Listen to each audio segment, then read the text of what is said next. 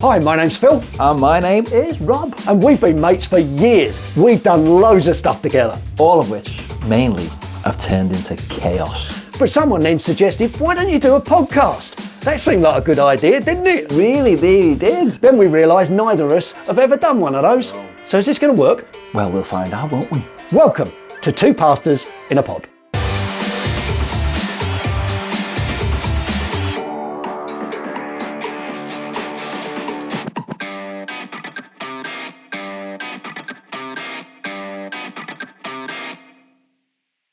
So it's another podcast. What's your favourite American TV sitcom that ran for X amount of years and had millions of episodes and was on the telly all the time? Yeah. Friends. So welcome to our podcast. If you're first time with us, we're really pleased you're here. You'll soon get used to the pair of us, but that is our subject matter for today. Yes. Friends. Well, a bit more specific than that. True friendship. What does it look like? So, do you reckon you got a lot of friends? Well, your middle name actually is Billy. It is not. Billy No Mates. Oh, you're so funny. I did some research about friendship. All right. Did you? I did. And I did my research. I had someone in my house. Do you reckon you've got a lot of friends? Well, if you look at Facebook friends, Yeah. I've got 1,000 plus Facebook friends. To be But exact. Are they really friends? To be exact, you've got 1,085 Facebook friends. Oh, you've been On looking Instagram, at me. Instagram, you've got 362. Yeah. And on your blog, you've got about 10. My blog, I haven't done my blog for years. So those are your friends. Do you want to know how many I've got? I haven't got an Instagram account. No. I don't do a blog. I've got 370 Facebook friends. And do you know why there's a discrepancy? Billy. Do you know what is it? Because I actually think friends you have to choose very, very carefully. Now, some of them slip through the net and you end up with friends that you think, why have I got that person as a friend? Well, they're more like acquaintances. They are. People you've come across in the past, but are they really friends? Well, clearly not. Someone quoted, a best friend is someone who knows what you're really like and is still willing to be seen in public with you, which I think in your case is quite a good one. Yeah, but I'm not that willing. I get press ganged every week. So we've been mates for what? How long have we been? It's coming up for, so it would have been 2003 actually. So what's that? Nearly 22 years? 22 years, if my maths is right. Yeah, 22 years. And I've gone greyer. Yeah, well, haven't we just noticed that? As a result. Yeah. So friendship is one of those things that everybody needs. Again, I looked at friendship, and I don't know if you're listening to this podcast or watching this podcast, maybe friendship is a big issue for you. But the average person, how many significant relationships do you think the average person has in a lifetime? Friendships. Significant relationships. Oh, that's a difficult question. Over a lifetime? Over a lifetime. I don't know. Significant relationships, so that will be family, it will be close friends, it will be friends within church, in a Christian context, so 100, 150. They reckon on average 20 really significant relationships. And what's more shocking is out of that 20, only 5 will last a period of time.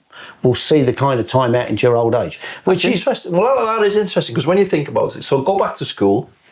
I'd rather not. You really got to stretch your imagination because that was a long, long time ago. So go back to school, and we had friendship groups in school, didn't we? We had mates in school, didn't we? Or maybe you didn't, Billy. But yeah, school was a bit of a blur for me. How many of your schoolmates are still friends? None. Now, you were with them for 5, possibly 10 years. None. And in fairness, I can probably remember the name of one.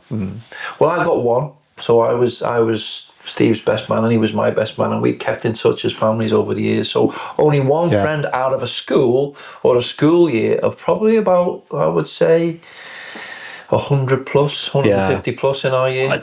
School just wasn't great for me, and relationships in school weren't great for me either. My missus, T, she's kept in touch with some of her school friends, Christmas cards and such like that. But you see, friends are people you sit down and you have a brew with. Oh, is this the You knew we were going into the brew. Is this the segment? And this is a special one. It was quite late in the day, actually, the segment. I know, but this is a special brew. Now, you've got to admit, this time it doesn't look like No, weed, does doesn't. it? It looks like... It doesn't look like a sample. It does look like a blood sample. Possibly. Yeah. This was sent in to us. Right. So this was sent in to us from someone who had been to Norway. Okay. And so this is from Oslo. Yes. Again, it is one of those kind of health teas, so you don't need milk with it. It smells nice. Yes. Well, it tastes like it's a different issue. So here we go. What do you reckon's in it? Well, I would have thought it's fairly obvious. The thing about friendship, you know, is that you often say to people, maybe people who are struggling and people who are lonely or people who've got issues or just people, I suppose, in general, come and have a cup of tea. Come and have a brew. Well, it's a very Brit thing to do, isn't it? And let's have a chat. Yeah, so friendship is actually fostered around a cup of tea, and we've got our nice flowery cups today. So cheers, mate. Yeah, so Nate. Cheers, Nate. Oh, that's not bad, actually. All right, is that that's Oh, I quite like that. that's berries and stuff, isn't it? Well, it's not, no. Isn't it? No, it's not berries.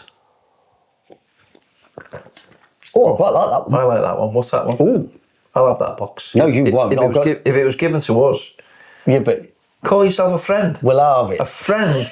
A friend. Come on in. If it's not berries, A what? friend is sacrificial. Oh, come on in. Where's the box? I'm not showing you the box yet because you'll get what's in it. What's in it? Berries. It's not berries. I don't know. But I've no idea. you won't find the box. Oh, okay. So the name of this is Show the Flubagoob. show the view. So Flubagoobaloob. That's what's in it. Flubagoob. Flubagoop. Did you know This is not Flubagoob. can't beat a good Flubagoop? Well, that's what they say on this box. It's actually Flubagoo art. It's plums. Really? That is plum tea. And I don't know about you, I actually quite like that. Thank you. Plum tea. No, you don't have the old box. I'll have some of them.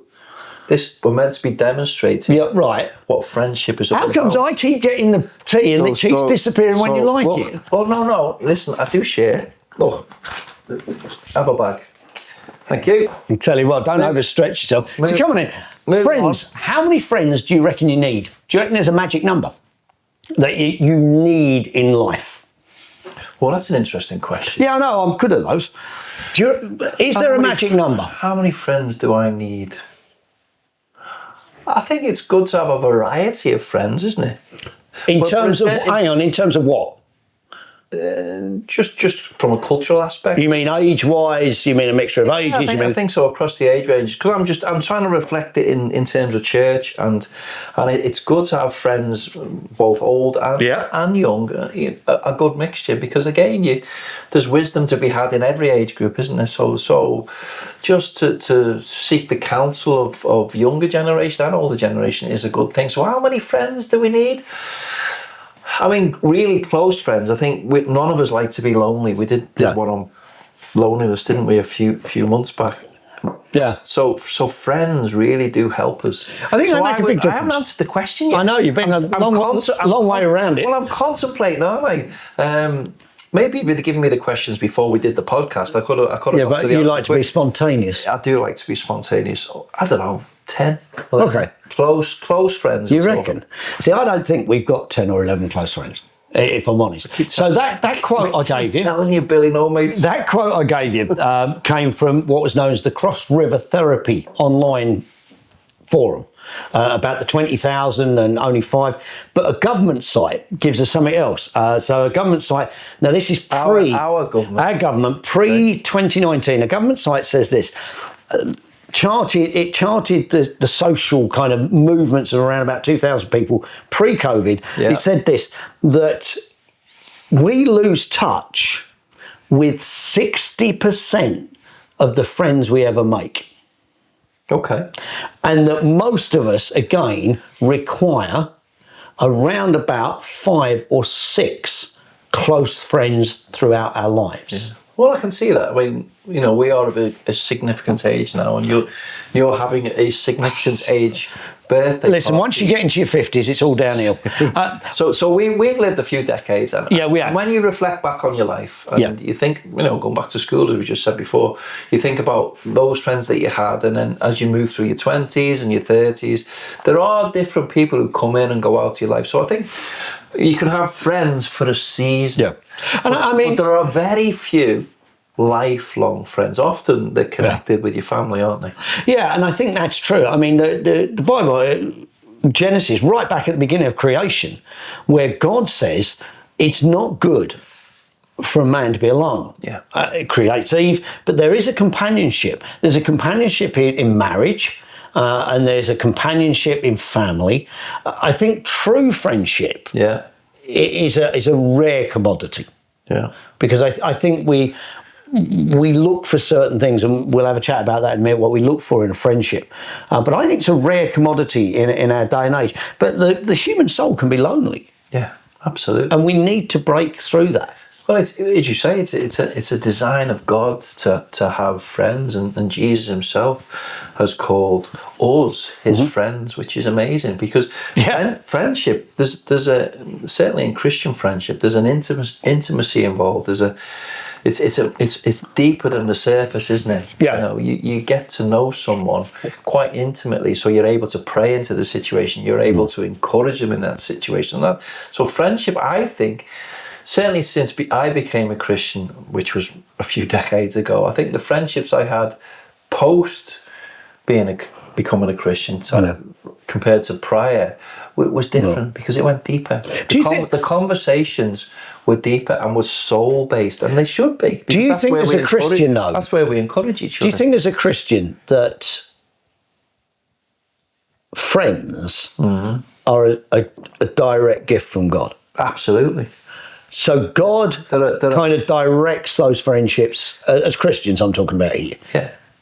Yeah, absolutely. And Ecclesiastes, we know the text. We've often preached it in weddings. Two are better than one. Yeah, because one will support the other and pick the other one up, and so on and so forth. But I mean, the best friendships that I've had and still have are those with people who are constant and close and Christ-like. Which I think that's me and you, Alan, isn't it? Yeah, I'm not sure about our friendship. What do you look for in a friendship? I mean, I've got a list of stuff here. They reckon a top list. Another quote I got this week, which is my favourite quote: "Friends will help you move house. A true friend will help you move a body."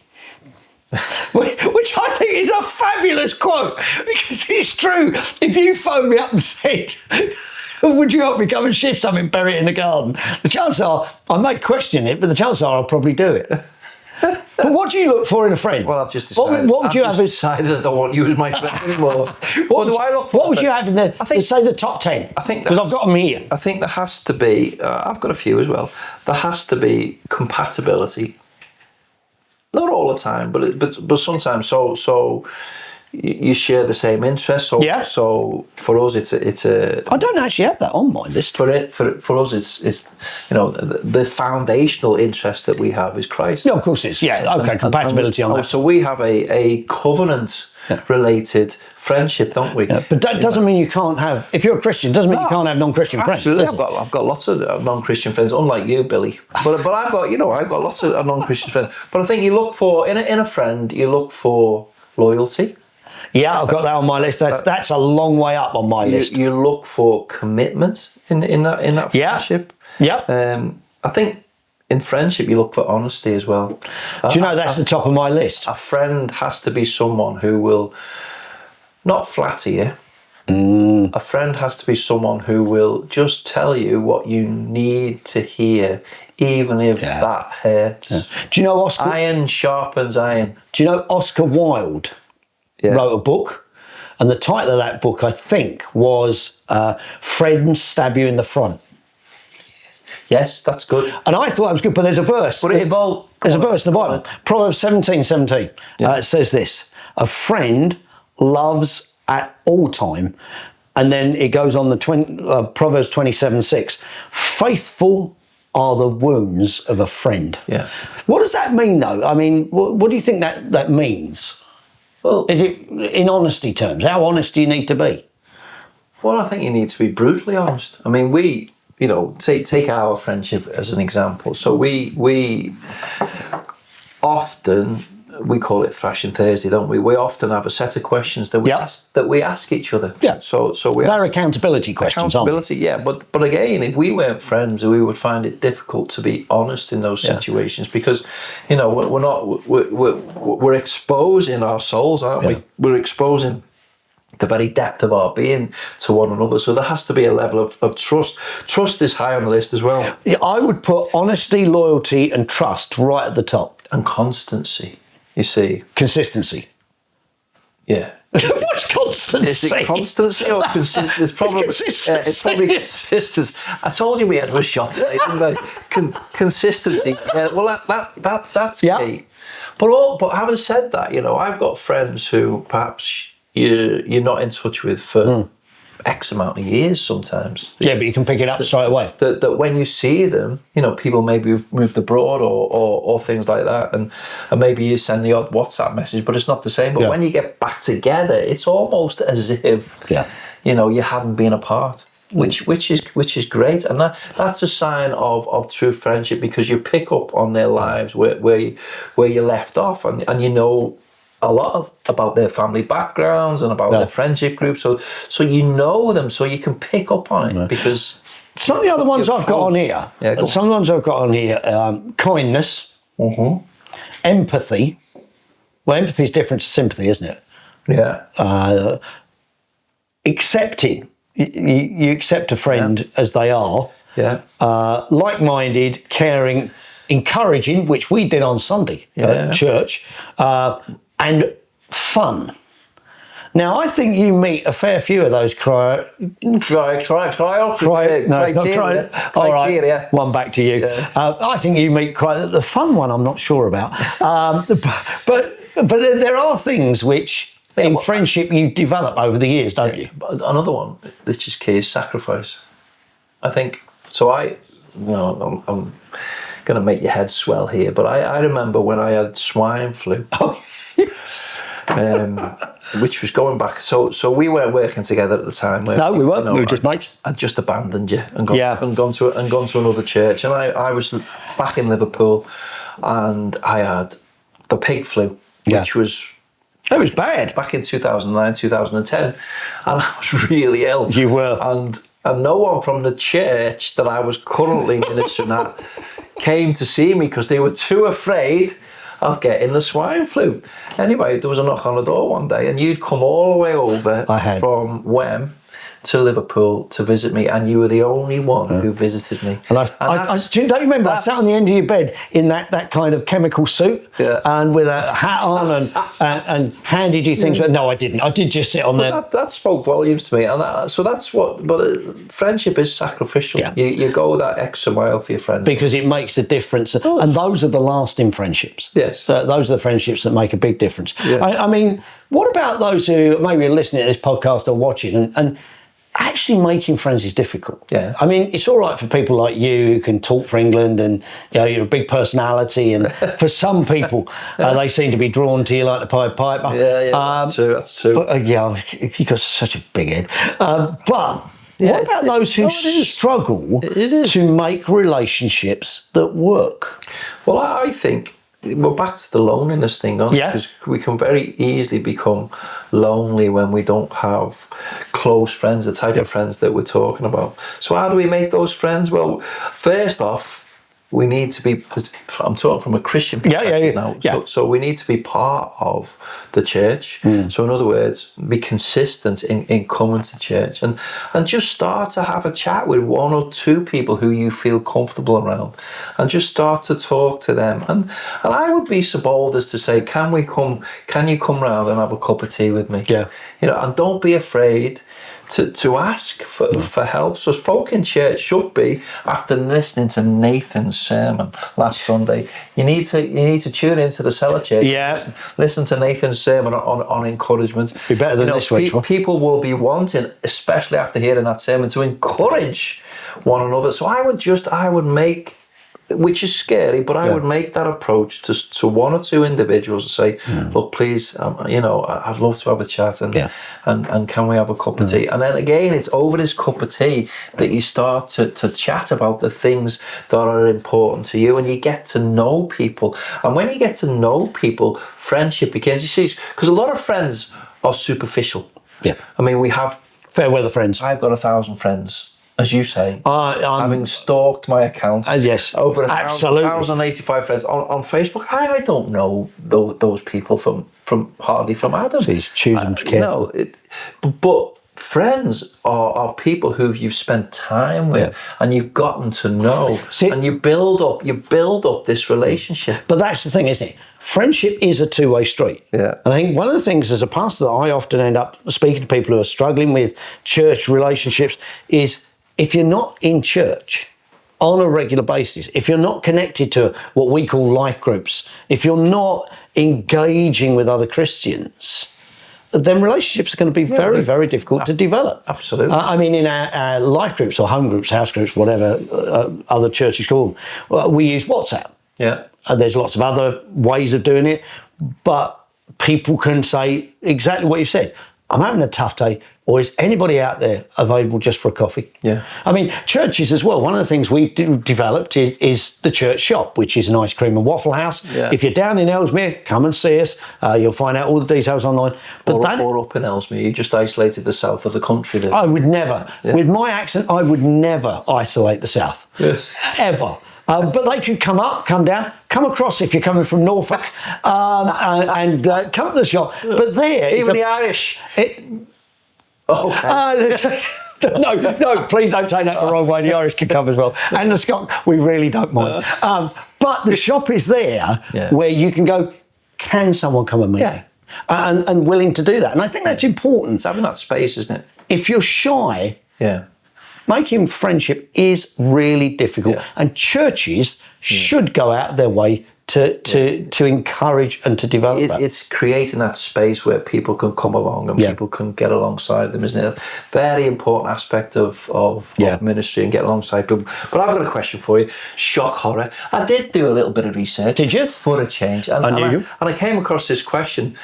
Is friendship more difficult in our day and age? Are friendships harder to A, maintain, and B, start in our technological day and age? Right, on paper, it should be a lot easier because our communication skills and the availability of communication is so much easier. That's on paper. In reality, however, communication, conversation, you deal, and it's not a criticism of our younger generation, it's what they've grown up in. But even with an older generation, we get fixated with the technology, and we'd much rather send a text, we'd much rather send a WhatsApp, maybe an email, other than say, can we sit and talk? It's superficiality again, isn't it? Yeah. So what you've got is technology that allows us to have lots of connections and lots of potential friends. But I think friendship is only really cemented when we have personal contact. But do you build that into your diary? It's the face-to-face contact, isn't it? Because it's there that you get the nuances of an individual. I mean, we can type away, we can gauge a person's character, and it's interesting that a lot of the dating apps are all about faces and about data, isn't it? But it's only when you actually get together with that person do you start to understand that person. But do we build that into our daily routine, our daily or our weekly routine, do we do that? Because it's time consuming. What you mean getting together? Actually sitting down with people. Now, obviously what we do for a job involves that because that's what we do. But if we weren't pastors, would we be, phoning Nathan up? Would we be talking to others and say, look, would fancy a coffee? Would we be doing that? Shame on me. I actually met someone by accident recently who's part of our church, but is on the periphery, if you like. And this was my first real in-depth chat with this person because we were both waiting for something in a queue, and just so happened that he was there and I was there, and we chatted, and I got to know so much about him that I didn't know. And that was through just being with someone and learning a little bit more about them. And that's how friendships are built. It's personal connection. So we need to be quite intentional, I think, as individuals of making those contacts and getting off the scrolling. Yeah. I mean, the average amount of time, I mean, I'm always talking about this, aren't I? But because I know it's a pain in my life as well. But the average time for scrolling is ridiculous now, particularly amongst teenagers. They spend hours just scrolling on. But, you know, that's 2 or 3 hours a day sometimes. Or 2 or 3 hours a day that we're glued to the television, when we could be using that 2 or 3 hours for cementing real friendships and encouraging one another. And I think the other thing, of course, is we've got more coffee shops now than we have ever had it. Coffee shops, tea shops, which is great. Pubs now are not just kind of spit and sawdust. You go there for a meal, you go there for. I just wonder though whether we make that a priority as Christians to actually to go and do it.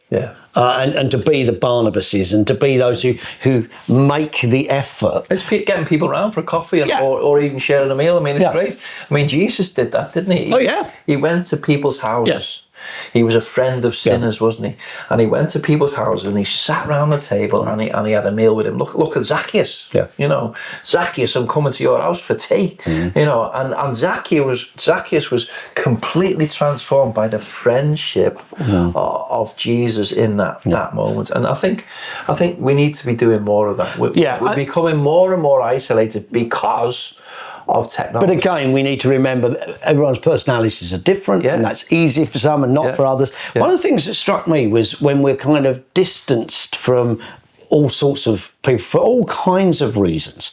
But the old hymn writer, Joseph Scrivener, way back in 1885, I think it was, he'd had a tragedy, moved off to America and Canada and around there, and his mother, who was a godly woman, became very, very ill, and he could not get back to her. And so he pens a letter that turns into one of the greatest hymns as a reminder that even when we are most isolated, and the first line of the hymn says, what a friend we have in Jesus. All our sins and griefs to bear. What a privilege to carry everything to God in prayer. No, I am not, and please don't you. We'll clear the room. Yeah. But even in his tragedies, and not being able to be with his mum in that relationship, he's reminded that there is one over and above all our human relationships that is an eternal friendship. And that makes a big difference and should make a huge difference to the relationship we have with Jesus, and that should flow out into our other relationships. Absolutely. Question then, I mean, we're coming to the end, but what happens when you fall out with a close friend? Oh, dear me. That's a biggie subject, that is. It is. It happens. It does. And some friendships are not repairable. But for us as Christians, we cannot and we must not carry a bitterness. No. The reality is some relationships come to an end, and that just isn't repairable because trust has been lost or loyalty has been abused or whatever. Relationships have been broken. But ultimately, and the hurt of that still affects people, but ultimately we have a responsibility to go, as Christians, I have given that person to the Lord, and as long as it depends on me, I will keep those communication channels open. Which is Romans, isn't it? Romans it is. Verse 16. As far as it depends upon you, be at peace with others. So often we'll go to an individual who the relationship has been fractured for whatever reason, and we'll extend the hand of friendship and the hand of forgiveness. But that may get battered back. And as long as it is dependent upon you. It's dependent on you. And we have to remember forgiveness, don't we? And not to allow any root of bitterness to grow in us. Because Satan will simply use that. No, because this causes splits in churches. Once close friends suddenly become enemies, which is ridiculous. That shouldn't happen. And that damages a church beyond that. No, it's not. So we as pastors also are looking for a route of reconciliation with individuals as well, aren't we? But with the acknowledgement, sometimes that isn't going to work. Because the sheep do fall out occasionally. So tell me, how long do you reckon our friendship's going to last? Well, it lasts probably to the end of this podcast at least. You reckon we've still got a few more years yet? Well, it depends, doesn't it? Does it? It depends on whether you give me this box or not. Oh, really? It comes down to a box of tea bags. That's a great friendship, that is. I'm a shallow friend. So if there's anybody out there and you need a friend, Pastor Rob's more than happy to take you to coffee. He'll pay for it. Take you to dinner maybe. I've got some tea for and them. you've got some tea bags. But friendship, really important. We are so pleased you've joined us on this podcast. Maybe you want to write in. Maybe there's some things in your life, some friendships you want to tell us about, and we can encourage you. We're on all of the platforms. All the platforms. Can you name any of them? None of them. But we're on them all. Aren't we glad we've got Nathan? Yeah, wherever you find your podcasts, but that's where we'll be. This has been Two Pastors in a Pod. What a friend we have. Oh dear. Jesus. Feel free to edit that. No, don't leave it in. I'm absolutely going to use that.